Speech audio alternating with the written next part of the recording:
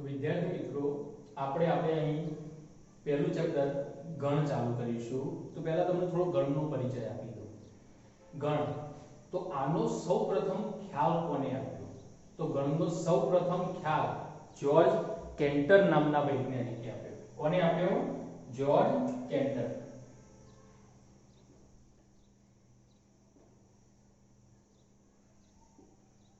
તો ગણ શું છે?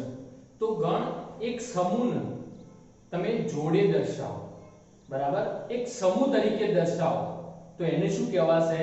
ગણ કહેવાશે। ગણને દર્શાવવાનો સિમ્બોલ, ગણને તમે શેના વડે દર્શાવી શકો? તો ગણને તમે છગડિયા કૌંસ વડે દર્શાવી શકો, બરાબર? હવે કઈ રીતે દર્શાવાય? તો આપણે એક ઉદાહરણ લઈ લઈએ કે ભાઈ અંગ્રેજી મૂળાક્ષરોનો સમૂહ।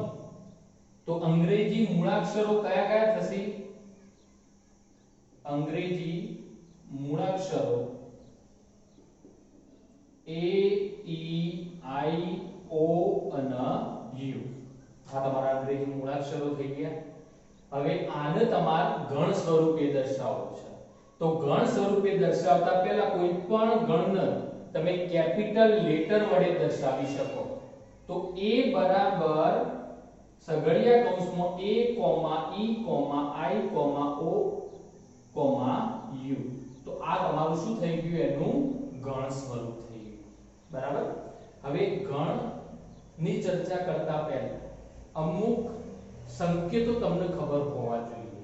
હવે પહેલા સંકેતની હું વાત કરું તો કેપિટલ N, કયો સિમ્બોલ? Capital N। તો કેપિટલ N શું બતાવે છે? તો કેપિટલ N એ પ્રાકૃતિક સંખ્યાઓ શું બતાવશે? પ્રાકૃતિક સંખ્યાઓનો ગણ એટલે કેપિટલ N, જેને ઇંગ્લિશમાં નેચરલ નંબર કહેવાશે। શું કહેવાશે? Natural number. ઓકે, તો અહીંયા ધ્યાન આપો। તો આમાં કયા કયા નંબરો આવે? તો કોઈ પણ ગણને આપણે કેપિટલ A વડે દર્શાવી દઈએ તો આને 1 2 3 4 up to and so on સુધી। તો આ જે નંબરો છે આ બધી તમારી કઈ સંખ્યાઓ થશે? પ્રાકૃતિક સંખ્યાઓ થશે, બરાબર? આમાં 0 નહીં આવે, આમાં ઋણ કિંમતો નહીં આવે, બરાબર? અને આમાં 2/3 4/3 પોઈન્ટ વાળી કિંમતો એ આમાં નહીં આવે। તો આ તમારો n થઈ ગયો નેચરલ નંબર એટલે પ્રાકૃતિક સંખ્યાઓનો ગણ થઈ ગયો, બરાબર? હવે એના પછી બીજો તમારો એક સિમ્બોલ છે કેપિટલ Z। કેપિટલ Z શું બતાવશે? તો પૂર્ણાંક સંખ્યાઓનો ગણ। કોનો ગણ? પૂર્ણાંક સંખ્યાઓ। હવે પૂર્ણાંક સંખ્યાઓમાં શું આવશે? તો પૂર્ણાંક સંખ્યાઓમાં પોઈન્ટ વાળી કે 2/3 સમય સંખ્યાઓ એ બધી નહીં આવે, ખાલી કઈ કિંમતો આવશે? આ કિંમતો આવશે એટલે 1 2 3 4 up to and so on. અને આમાં થોડી કિંમતો ઉમેરાશે એટલે કોણ કોણ ઉમેરાશે?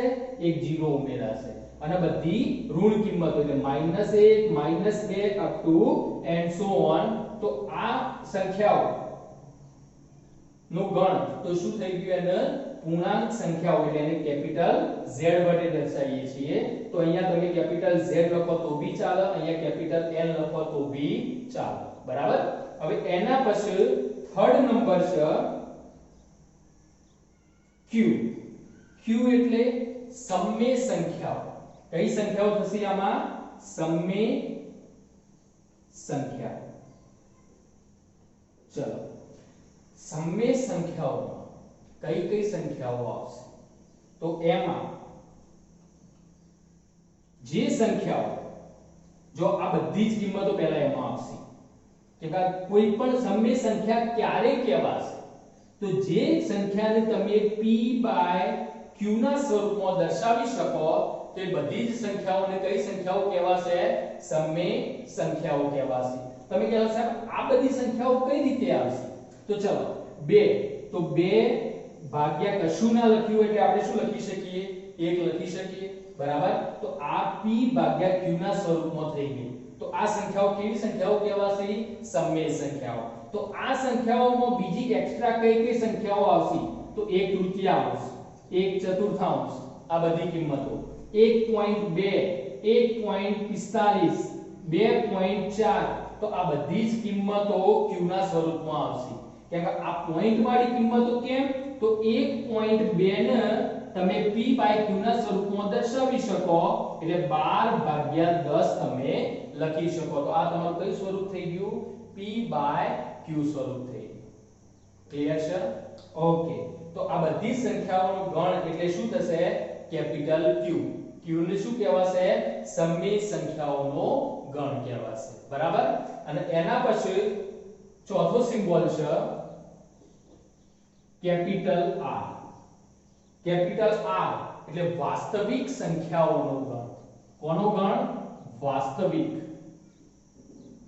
સંખ્યાઓ તો આ વાસ્તવિક સંખ્યાઓમાં બધી જ કિંમતો આવી જશે બધી મતલબ આ બધી ખરી આ સમય સંખ્યાઓ આવી જશે અંદર ખાલી એક્સ્ટ્રામાં કઈ એક્સ્ટ્રા આવશે પાઈ પાઈ એટલે 3 તમે કિંમત લખો છો એની 3.14 પણ ઓરિજિનલ કિંમત 3.14 નથી તમે વ્યવસ્થિત બુકમાં જોજો આની કિંમત 801 સુધી છે પાછળ ઓકડા આપેલા જ છે બરાબર તો આ 3.14 પાછળ કોઈ ઓકડો ફિક્સ નથી 801 સુધી જાય છે બરાબર તો આપણે પોઈન્ટ ના પાછળ કેટલા નંબર છે એ આપણે ગણી શકતા નથી તો આવી સંખ્યાને તમે p/q ના સ્વરૂપમાં દર્શાવી શકો નહીં આવી સંખ્યાને તમે p/q ના સ્વરૂપમાં દર્શાવી શકશો નહીં બરાબર તો આ બધી સંખ્યાઓ એ બી શેમાં આવશે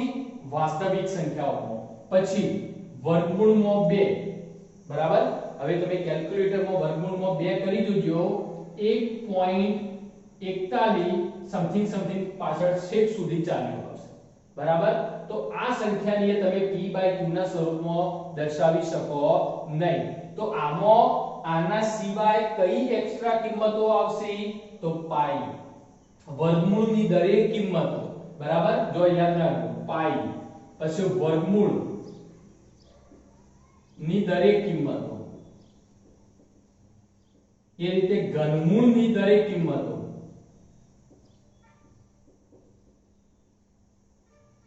બરાબર આ બધી જ કિંમતો શેમાં આવશે r ક્લિયર છે ઓકે હવે એના પછી આપણે ચાર સિમ્બોલ ભણવાના છે ચલો કયા કયા ચાર સિમ્બોલ તો એમાં પહેલો સિમ્બોલ છે belongs to આને શું કહેવાશે belongs to હવે આ belongs to શબ્દ કઈ રીતે આ સંકેતનો કઈ રીતે ઉપયોગ થશે આનું કોઈ ગુજરાતીમાં નથી ડાયરેક્ટ તમારે બોલવામાં પણ આ રીતે યાદ રાખવું પડશે belongs to ક્લિયર તો કહેવા શું માંગે છે ધારો કે હું એક ગણ લઈ લઉં a બરાબર 1 2 3 4 આ એક ગણ મેં લઈ લીધો હવે આના ઘટક 1 એ શેમાં આવેલો છે ગણ a માં આવેલો છે તો 1 એ ગણ a માં આવેલો છે તો એને સિમ્બોલ તરીકે કઈ રીતે લખાશે 1 belongs to capital A 1 એ ગણ a માં આવેલો હોવાથી 1 belongs to capital A થશે ક્લિયર આમાં 2 belongs to capital A થશે એ રીતે 3 belongs to capital A થશે અને 4 belongs to capital A થશે પણ જો હું અહીંયા લખવા જાઉં છું કે ભાઈ 5 આમાં આપેલા છે નથી આપેલા તો 5 ગણ a માં નથી તો 5 does not belongs to A થશે 5 not belongs to A તો આનો મતલબ શું થશે તો 5 એ ગણ a નો સભ્ય નથી ગણ a નો ઘટક નથી એટલા માટે અહીંયા સિમ્બોલ વાપર્યો છે not belongs to બરાબર 1 એ ગણ a નો સભ્ય હોવાથી 1 belongs to A લખી શકો તો બીજો સંકેત તમારો થઈ ગયો not belongs to આને શું કહેવાશે not belongs to બરાબર આ એનો સિમ્બોલ છે ભાઈ આ રીતે તો ગણ a માં જો 5 ના હોય તો એને કયા સંકેત વડે દર્શાવી શકાય છે 5 not belongs to A થશે બરાબર। હવે એના પછી ત્રીજો સિમ્બોલ છે ઉપગણ, ઉપગણનું સિમ્બોલ, આને ઇંગ્લિશમાં કહેવાશે સબસેટ, કે જેને શું લખાશે ઉપગણ તરીકે પણ ઓળખવામાં આવશે।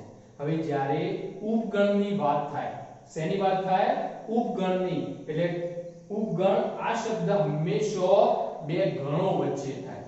ઉદાહરણ તરીકે તો જો ગણ A માં 1 2 3 સભ્યો છે, ગણ B માં 1 2 3 4 અને 5 સભ્યો છે બરાબર। તો જો ગણ A ના દરેક સભ્ય આમાં આવેલો છે, ગણ A નો દરેક સભ્ય આમાં આવેલો હોવાથી તમે શું લખી શકો? A subset B। તો A નો દરેક ઘટક B માં હોવાથી A ને B નો ઉપગણ કહે છે। તો A સબસેટ ઓફ B, આ સિમ્બોલ આ રીતે વાપર્યો હોય તો તમે કહી શકો ભાઈ A નો દરેક ઘટક શેમાં આવેલો છે? B માં આવેલો છે બરાબર। ઓકે, હવે બીજો લાસ્ટ તમારા અહીંયા સિમ્બોલ છે નોટ સબસેટ ઓફ।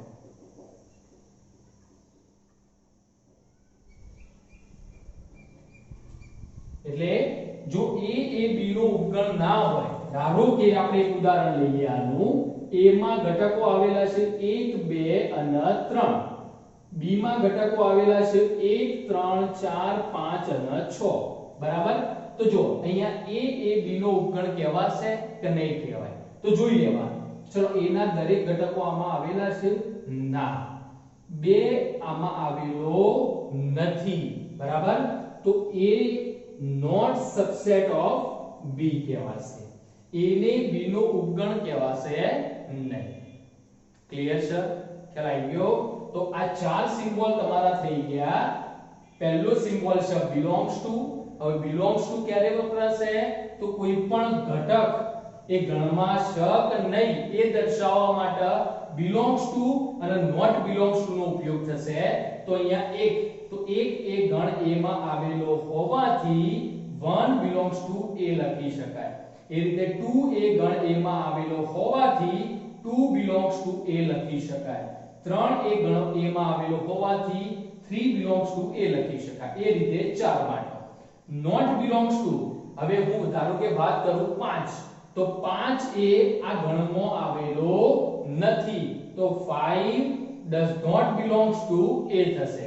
એટલે 5 not belongs to A લખાશે। હવે એના પછી આપણે સિમ્બોલની વાત કરી સબસેટ। સબસેટ એટલે ઉપગણ, તો ઉપગણ હંમેશા બે ગણ વચ્ચે થશે। તો ચલો ગણ A માં 1 2 અને 3 ઘટકો હોય, ગણ B માં 1 2 3 4 અને 5 ઘટકો હોય, તો A ને B નો ઉપગણ કહેવાશે। કેમ કે આનો દરેક ઘટક જો બીજા ગણમાં આવી જતો હોય તો આ ગણને આ ગણનો ઉપગણ કહેવાશે। તો A સબસેટ B તરીકે તમે દર્શાવી શકો। અને નોટ સબસેટ ઓફ એટલે ઉપગણ નથી, તો એના માટે જુઓ A બરાબર 1 2 3 આપેલા હોય, B માં 1 3 4 5 અને 6 આપેલા છે, તો A ને B નો ઉપગણ કહેવાશે કે નહીં કહેવાય? તો અહીંયા જુઓ તો 2 એ ગણ B માં આવેલો નથી બરાબર, તો A ને B નો ઉપગણ કહેવાશે નહીં। ક્લિયર છે? તો અહીંયા ટોટલ કેટલી વસ્તુઓ તમારે યાદ રાખવાની છે? તો પહેલા ગણને છગડિયા કૌંસ વડે દર્શાવાય છે, પછી આ ચાર સિમ્બોલ તમારે યાદ રાખવાના છે।